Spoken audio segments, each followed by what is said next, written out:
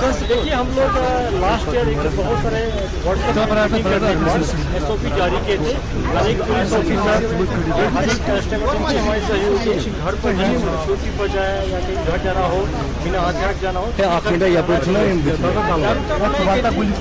बताया गया था। कभी इसमें कमियां हो जाती है तो उसका भुगतना पड़ता है। शेयर हुआ था कि there can be a possible attack, जो एडवाइजरी पुलिस की डिपार्टमेंट की तरफ से आई है। बिल्कुल वैसे इनपुट भी था, हर एक पुलिस डिपार्टमेंट हर एक कर्मी को बताया भी गया। माइक हो जाती है और आगे से लोग ध्यान रखेंगे। वही ऑफिसर जनरल SP हो गए, डिस्ट्रिक्ट SP हो गए, उन लोगों को हिदायत दिया गया है मुलाजिम को बार बार मुलाकात होता है तो बार बार बताया जाए SOP के बारे में। SOP को फॉलो करना बहुत जरूरी है। Thank you so much. Sir एक प्रश्न आपसे पूछना चाहता हूँ, जो कुछ सर इधर से चेहरा क्या चेहरा क्यों ये चेहरा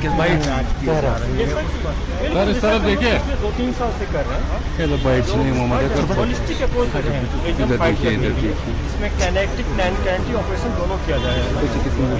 उसका पार्ट जारी रहेगा और उसमें हम काइनेटिक ऑपरेशन और जोड़ देंगे। Thank you sir.